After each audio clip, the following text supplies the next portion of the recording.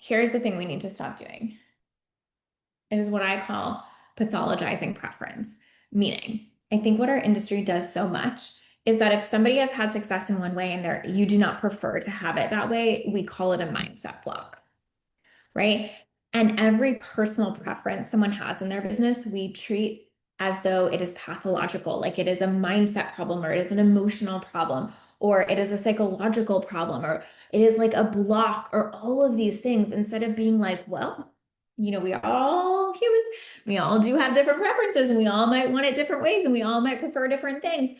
But so much of our industry makes money off of, is based on, and is completely rooted in the shaming of personal preferences.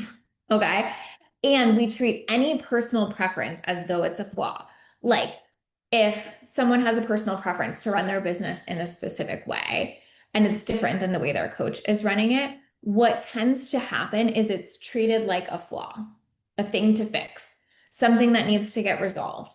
And then you spend so much time trying to fix this thing that's not even a problem to begin with, and you don't actually build the business you want. You spend so much time fighting who you are, how you are, and what your preferences are, that you wake up in a business that you don't even like, and then you wonder why you can't make money at it. Oh, yeah, because you don't like it.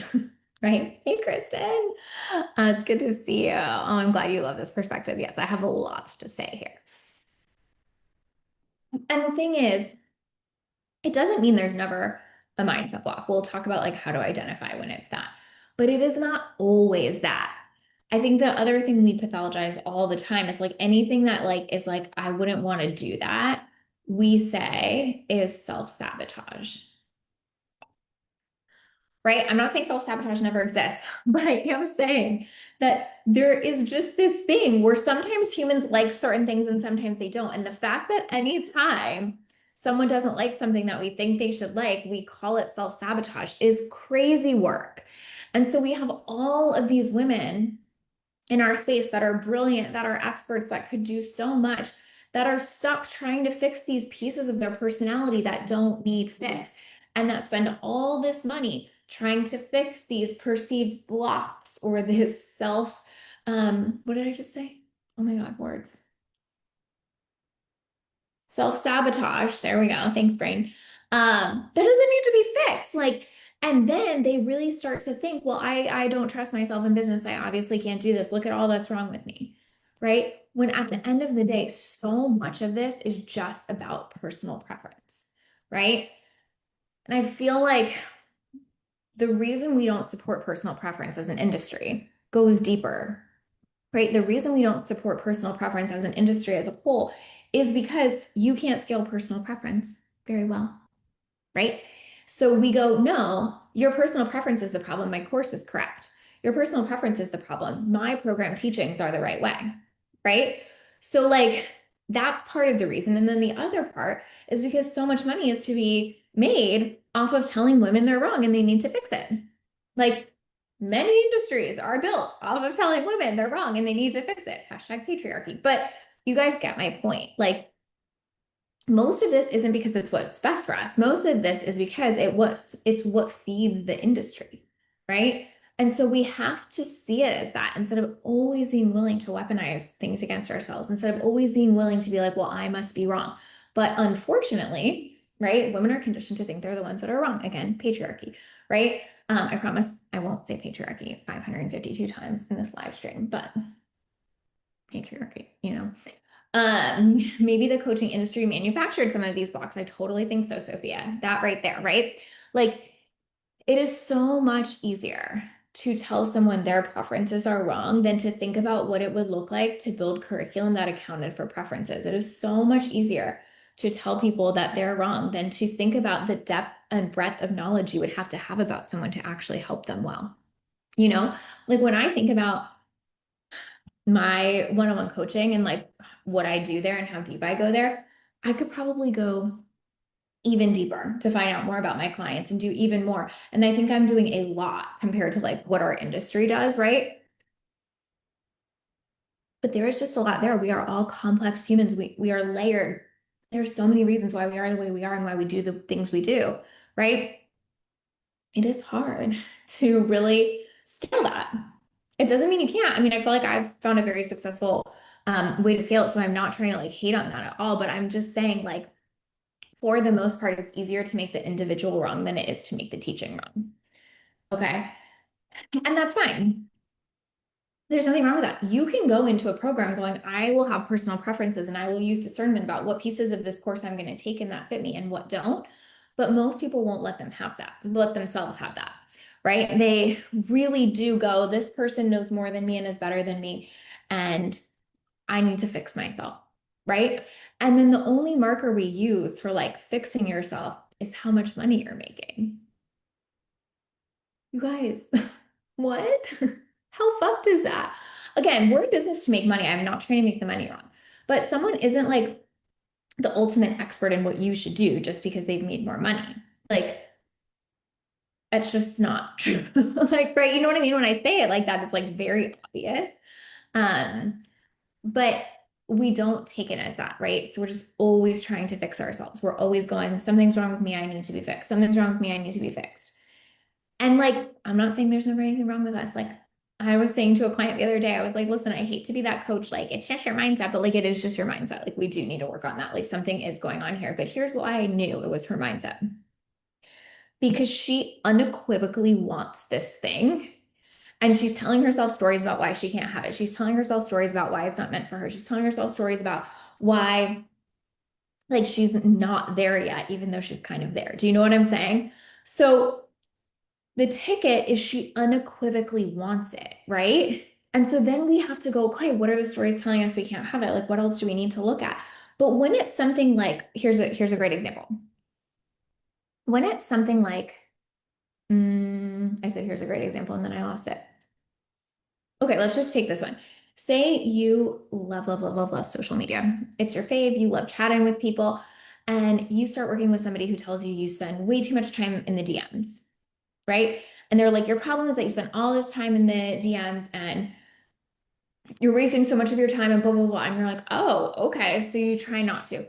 But then there's someone else who's on the total opposite end of the spectrum.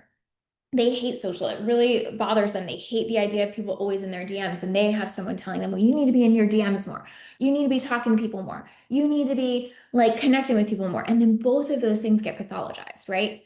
You're in the DMs too much because you just over deliver and you care too much. And like there's something wrong with you and you're people pleasing and we need to fix it. Or over here, like you won't be in the DMs at all. You think you're whatever, insert thing. I don't know what, you know what I'm saying. I'm just making this shit up. But like you think you're too good to talk to people, or you think that you shouldn't have to do that for success, or you think that like these people won't convert, whatever. And we on both sides, we go, there is something wrong with you, right? But what that person is saying is like, they're not like, I really want to be in the DMs, but something's freaking me out there. They're like, I actually just don't want it. So that's how we know it's not just mindset. Or the other person's not like, wow, I'm like so overwhelmed by my DMs and I feel terrible in it. They're like, I actually really like it. And someone's telling them it's wrong. Like, that's how we know when it's mindset. Is when we're like, I really, really want something, but I can't quite get past the stories about it. Versus, I really don't want that, but someone's telling me I should. And now I have to figure out how to like it. Harder, way harder. Um, yes, thank you, Alyssa. Hi, Michelle. Good to see you. Okay, so if we could all just stop this immediately and go, I don't have to pathologize my preferences. I get to want what I want, and then I get to take care of anything in the way of telling me I can get that.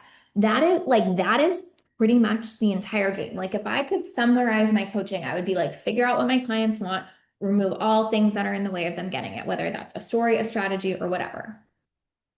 That's it, right? But most of the way our industry operates is tell you what you should want and then tell you why you can't have it because of who you are. And then we wonder why it feels so hard. We wonder why there's so much internal turmoil. We wonder why it is so difficult for us. That is why, is because someone's prescribing to us what we should want, and then they're telling us all the things that are wrong with us for not getting it. Maddening, literally fucking maddening, right? And as soon as we decondition from that, and as soon as we go, well, I just want what I want. right? Now, it doesn't mean we don't have to be real about the trade-offs to getting what you want. It doesn't mean there's not some reality check around some of that. But it is just like a, this is what I want. What is it going to take to get it? And then I work through all of those things. Like that is what most things should be helping us do, right? But what most things are helping us do is feel worse about ourselves. Really. Lindsay said if we could all stop this immediately, I'm going to hold on to that. Yes, let's just stop. Just stop immediately. Um, And the more and more we feel worse about ourselves, the harder it is to go trust our judgment, the harder it is to discern what we want, the harder it is to take that next step, right? So it becomes this self-fulfilling prophecy. Someone makes us feel bad or wrong, or some piece of content does, or a program does, or whatever. And then we lose more and more trust, and then we have to outsource it more and more. And it's this never-ending cycle where we're just always one more shift away or one more fix of ourselves away from getting what we want. And usually we're not even moving towards what we want, you know? Um, I did an intensive with someone recently, and they were telling me like all of these things like, well, I'm supposed to have this, and so I built out this, but I like actually kind of hate it, and I built out this, but like, it's like just doesn't really fit how I like working with people and I was like, what if you just did this one thing that you keep talking about liking? And she was like, well, I can't just do that. And I'm like, okay, but like I think maybe you could. What if like what if you just did? And she was like, no, I couldn't just do that. It was almost like how fucking crazy would it be to just do the thing I wanted to do? And the more we like talked through it, ran the numbers or whatever, she was like, wait, it would not all be crazy to do the thing I wanted to do. That actually makes so much sense. But again, for most of us, we are so programmed that like to just do the thing you wanted to do. I mean, like the industry would have a hard time making a lot of money off of like, I don't know, just do the thing you want to do. Right? Like, probably wouldn't buy as many courses. You probably wouldn't always think there was another thing. Like, I think the what was I just gonna say? This yapping challenge, I think, is such a good example of that. I think it is so cool. I think it has been so fun to watch her blow up. However, big asterisks here. It's so exciting to watch someone else blow up and prove potential. It's so cool to watch a woman who is just so obviously in her genius. And the problem is that everyone else thinks that now they have to have that same genius to go blow up, right? And that if they don't, there's something wrong with them. And by the way, I'm not saying she's saying that at all. I think her marketing is beautiful and in integrity. She's not saying like you're fucked and whatever if you can't do this, but I'm just saying that becomes like the narrative that the industry feeds, right? Instead of being like, well, she seems to be doing something she really loves and really excels at. And maybe my version of something I really love and excel at is carousels. But it's the same mechanism. Like we're both doing something we love and excel at and have preference around. And so I could have a $1.5 million launch off of carousels and she could have it off of yapping. And it could be like, that's how we need to be looking at it. Not like, oh my God, I hate talking on video. I'm completely fucked. I'm never going to be successful in this industry. Look at all these blocks I have. Blah, blah, blah. Right. And again, that's different to like, I would love nothing more than to be talking on video all the time. But insert thing, I don't think I am exciting enough. Okay, great. Let's talk about that block. Let's work through that because you really, really want to talk on video more. Totally different than there's just no part of me that has that preference. So my example in my business for this is always, always back to one-on-one. Sophia says, I agree so much. When we see someone making money in some way, we want to make money through the same way too. Exactly. So this is my example in business. I'm sure y'all have heard me tell this a little bit before. I'll be quick about it, but it's really important. I started my business off one-on-one. I grew one-on-one very quickly and then did what everyone does in the industry, which is you have to launch a program. That's how you scale. It's the only way to scale. Had multiple launches of a program. My last launch was actually a very successful launch, but it was so hard for me. Like I was sick most of it. I hated it. I did not enjoy it. I had a great group in the group program I was doing. I think we had like 40 or 50 people. They were great people. Like literally no one was a giant pain in the ass. There was nothing wrong and I did not like it. Like every time I had to show up for one of those group calls, I was like, oh my God, okay, breathe, breathe, breathe. You can do this. And again, there was no specific reason except that I did not like hosting a 50-person group call. And so at a certain point, I just had to get real with myself and be like, oh, and this is the part I didn't say. I was constantly looking for like, well, what's my block around that? Why is this hard? What's the thing? What am I like? What am I being so difficult about this? Why can't I like this? What way am I self-sabotaging my own growth? Blah, blah. And no matter how many avenues of that I excavated, I was like, I just think I don't like it, like, is what I kept coming to. And then when I looked at myself in therapy, when I worked as a therapist in a treatment center, like the vast majority of therapists there, if they had group, like we would say like have group, i.e. they were like hosting group therapy. When they had group, they'd be like, oh, I just have group. Deep breath, sigh of relief. And when I had group, I would be like, whoa. And then vice versa. Like when I had just a one-on-one client, I'd be like, oh, I have a one-on-one. And they would be like, oh, God, right? And it was just so different to see like preference there. None of these people were wrong, right? I wasn't wrong. We literally just liked different versions of it. And so no matter how many ways I like looked at my business and excavated that, I was like, I think I just prefer this. I actually don't think I have a block. I actually don't think there's something wrong with me. I don't even think I'm self-sabotaging. I think I just genuinely am built for this more, right? And what I can now see from this vantage point is I did the thing that I was most built for, which allowed me to stay in business for 6 years and have a lot of fun those 6 years, which is what then allowed me to make $1 million in a year, right? Because I liked it enough to stay in the game. I liked it enough to get really good at it, and it scaled for me, right? And again, like, of course, I thought of the partnership model and all of that, but the reason I thought of the partnership model was because I decided to double down on one on one. Most people don't know this, but like, I decided to double down on one probably 4 to 5 months before I even had the idea for the partnership model. And then I tested the partnership model for a full year before I made it my business model. So I had already decided, like, I am one on one no matter what. If I never find a way to scale this, if I make 250K a year for the rest of time, this is the business model I want because it is my fucking preference. And I'm not going to sit here and pathologize myself and make myself wrong and like put myself through all this like coaching and therapy and whatever to try to change a preference that is just based on how I am and who I be. And if I ever change how I am and who I be, then I can change my model too. But why am I trying to change how I am just to have a different business model? Like it makes no sense if you really think about it, right? Why would I change being the person that always likes to go one-on-one, that's always sitting at in the corner of a party talking to someone one-on-one that has really deep questions that I would have to change almost every ounce of who I am and how I show up in the world to be someone that like wants to go do that. Just like for some of my clients, it's the exact opposite. Nothing like gets them more excited than hosting a huge group call. And if I said to them, well, the only way to scale is one-on-one, you have to like get, totally change your personality and not be super extroverted and not want to hold space like that and not like groups. And you have to just want to talk to one person. And that is the only way to be successful. Of course, they're going to feel like shit, right? It's so shamey. It's so blamey. It's like all of these things. And I feel like whenever people ask me, like, how do you have so many clients that have had so much success, like in such a small practice? How have so many of your clients gone on to 7 figures? And it's like, that's pretty much why, because I don't pathologize their preference at all. They come to me and they tell me what they like. I listen to what they like. I listen to what they want. And I'm like, cool, let's put strategy around it. Like, it's not that hard, but it's just what most people aren't doing. Most people are like, there's a way, there's the right way, and I'm going to tell you to do it the right way. And anytime you don't do it my right way, I'm going to make you wrong. That is the vast majority of programs out there. Vast, right?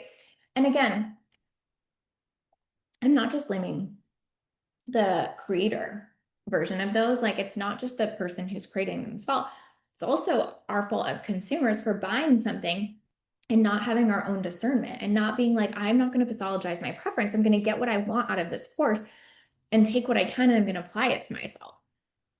And that part's huge too, right? We have to stop outsourcing our self-trust to other things and people. And that's when we can actually benefit from these more, right? That's when we can actually go, oh, that course was really helpful to me because it taught me this one or two things that have like massively changed how I show up in my business. Like that is actually really useful. When you think I have to do it this exact way, you're just feeding the problem, right? So again, it's like definitely there's responsibility on the creator to say that. right? But there's also a responsibility on the consumer to have enough self-trust to practice that discernment. But truly, if you look at most things in our space, there's like a couple big buckets. Bucket one is like shame anyone that doesn't want to make an unlimited amount of money. If you don't want to make an unlimited amount of money, you have mindset blocks, you are bad, you are wrong, and you are getting shamed. Like there's so much content of like, I'm only for the women who want to make millions upon millions of dollars because those are the ones who get past their blocks and I'm not saying you can't have client preferences of like, hey, I'm here to help you make X. Like that's totally fine. But that's not how it gets positioned. It gets positioned as because those are the better people. Because those are the good people. Because you're only good if you want to make an unlimited amount of money. Like that's such a big one in our industry. And anytime someone's like, well, I kind of just want a lifestyle business, or I kind of just want that, we're like shame, blame, shame, blame. And again, neither is wrong. It is okay to want to make an unlimited amount of money. It is okay to want a lifestyle business. It we need all of that to make a market work, right? We need all of that in the marketplace. That is the value of a marketplace is that there are endless options, right? I think another one is if you don't want to be like the loudest, um, biggest, like, how am I trying to say this? Biggest presence on the internet, there's a block there. There's a visibility block. There's always a visibility block, right? Like, anytime you find an edge or you're like, I actually don't need that or want that or whatever, block, problem, thing, right? So we have these like big blocks, or we have these like truths that we feel like get passed around. You have to want an unlimited amount of money. You have to go after an unlimited amount of visibility. What was the other one? Oh, it's kind of tied to the money thing, but you have to have unlimited scalability, right? If you try to pick any offer that it is not unlimitedly scalable, everyone will make you wrong and everyone will tell you to block. Trust me, I know. And I just think it's all so fascinating how that is and how that's what we pedestalize instead of like to me what we should be pedestalizing is like wow, look at that person who is so clearly in their zone of genius. Like when I see other people in our industry, that's what I see. Like when I see someone that is like crushing it and making so much money, I'm like wow, zone of genius. Like she found her thing and she went for it. Again, that's I think the yapping challenge is the perfect example of that. Like she really is like in her zone of genius and that's why it's working so well for her. Again, it's not about yapping. Everyone's like been yapping for a while. It's because she's so specifically stepped into her zone of genius and she's so obviously so well uh whatever built for that. And like that is just it. It really is. And what is so hard, I think, for most women is to figure out what thing they're most built for because there's not space created for that. There's not permission around that. One of my clients I can think of, and by the way, I'm not a human design expert at all. Like, um, I didn't even tell you the story, so that doesn't even seem relevant to what I'm about to say. But one of my clients, like, when we found out her human design, I was like, oh, I think it makes so much sense why your business model has been really feeling challenging for you. A lot of pieces came together, right? Um, and I don't like, I'm not even an expert in human design. My friend, Erin Clara Jones is, and she's amazing. And so I usually just get my clients like human design blueprints from her. And this client was a reflector, which is super cool because I've never had a reflector client before. They're very rare, apparently. And it was like just reading this thing, I'm like, oh my God, all of this makes sense. And again, it's like, I don't even have to be a human design expert to be like, oh, well, if you're kind of built like this probably doesn't feel good. But for her, it gave her so much permission because she's so used to like the industry noise of who you're supposed to be and what you're supposed to do and what that's supposed to look like, that to have in writing this permission of like, well, this is kind of who you are and how you are was like completely eye-opening. She's made so many sales recently since she made a pivot to a business model that's more suited to her.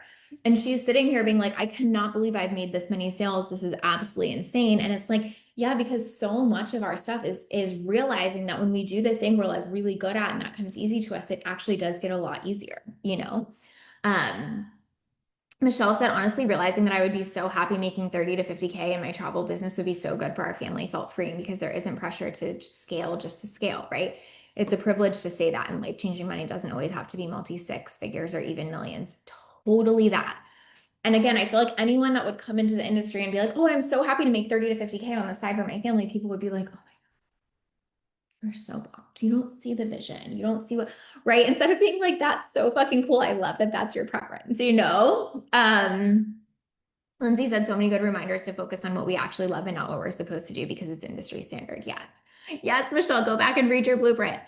Totally into this. I never wanted to scale, just support my daughters. Right. And like, again, there's nothing wrong on either end of the spectrum, right? Like, and I have clients on both. Like, I have some clients that really definitively want a lifestyle business, and I have some clients that really definitively want scalability, right? And like neither is wrong, but obviously I'm going to give them different strategies and coach them in different ways because there are different preferences there. Like, but when we coach everyone the same way as though everyone's preference is supposed to be the same is when it gets so confusing. And then again, where we all get in this like shame, blame, guilt spiral of like, but I'm supposed to want this, and if I don't, something's wrong with me, but I'm supposed to have this, and if I don't, blah. Like, we have to stop all of that.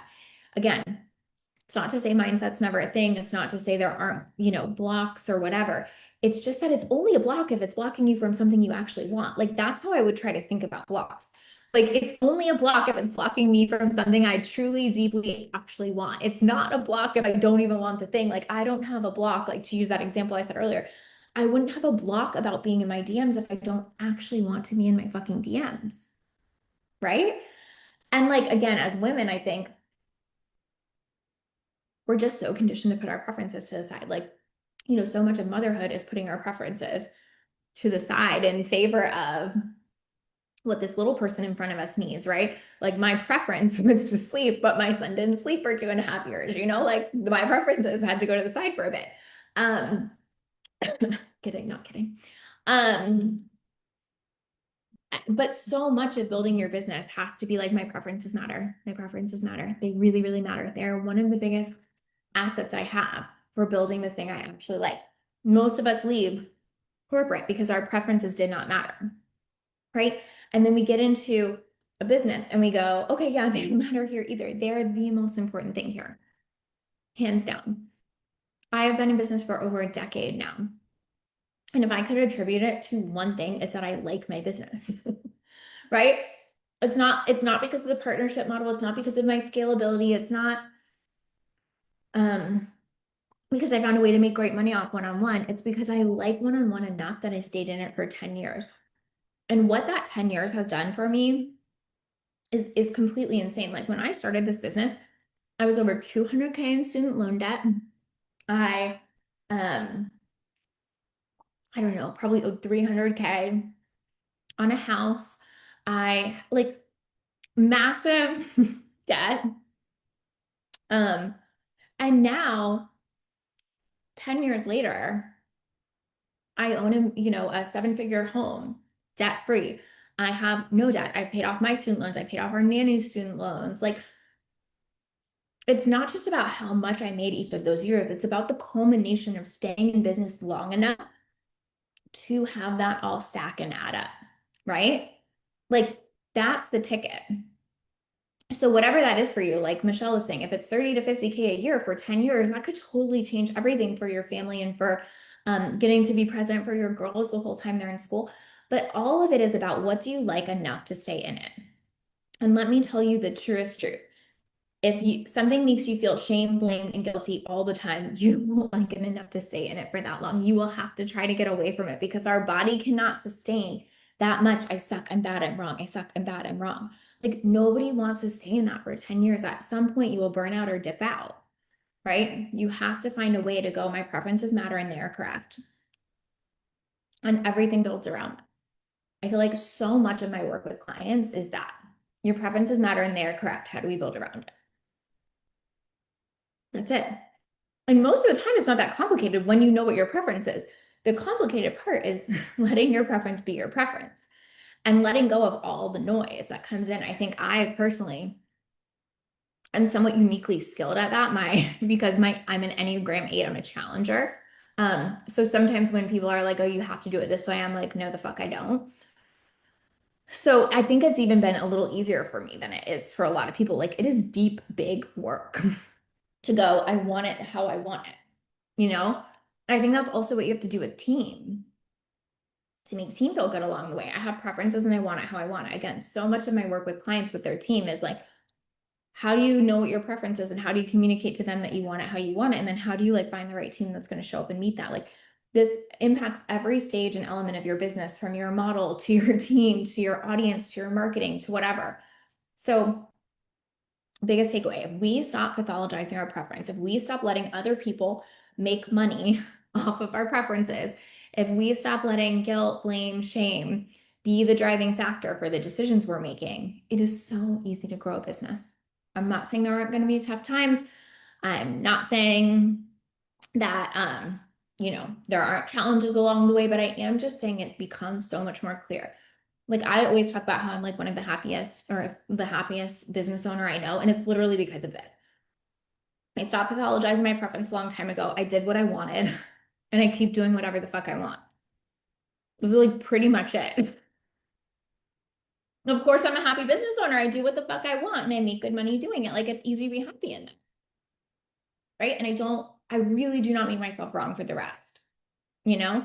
Um, Michelle says, this is a good reminder that my 9 self needs more 8s in my life. I know, you know what I feel like? I really need a 7. I really want, this is my goal right now. I'm manifesting this, guys. I'm manifesting a 7 in real life, bestie. I feel like that's what I need. I need like a fun time, you know? I can be a little serious. I'm sure that's shocking to exactly no one, but I'm with you. Um, it really is the ticket. It is like the ticket to so much freedom and so many results. Like truly, um, like for example, let's use the yapping thing again.